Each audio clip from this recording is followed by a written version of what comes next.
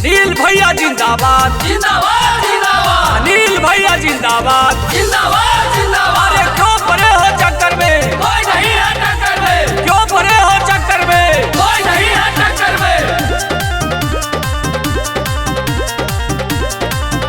आगे पैक सयद अक्षया नील के बनाई हानुगे बहिनी बात ना भूलाई हा।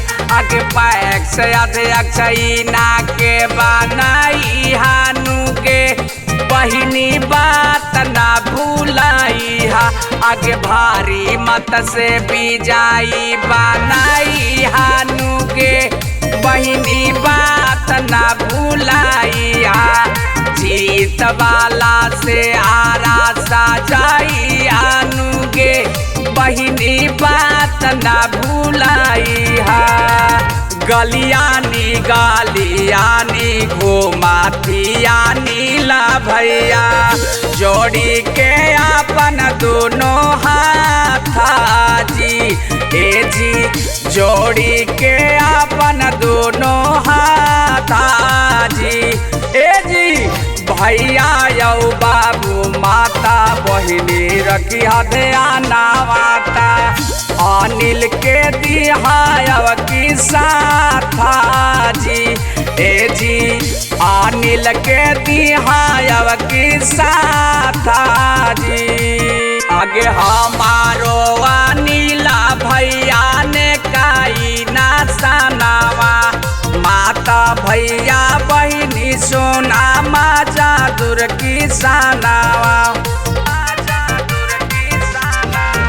आगे हमारो अनिला भैया ने काई ना सनावा माता बहिन भैया सोना माजा दूर की सनावा बिजाई के माला पहिरई हानुगे बहिनी बात ना भूलाई हा।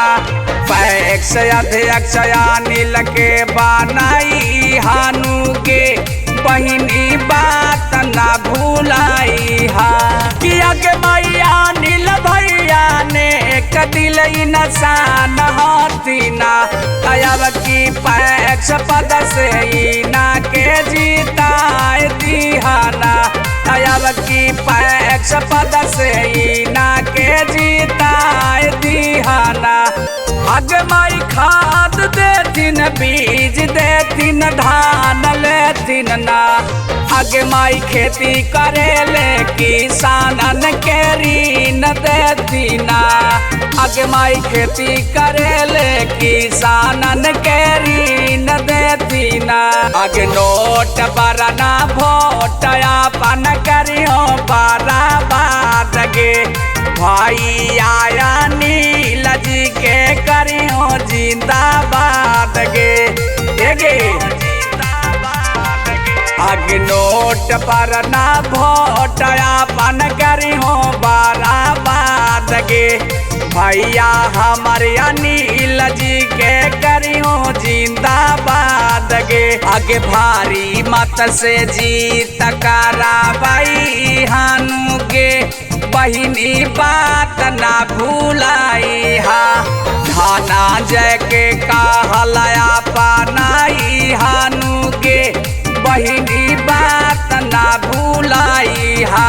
के अनिल जी के पैक्स अध्यक्ष बनाई हानुगे बहिनी बात ना भूलाई।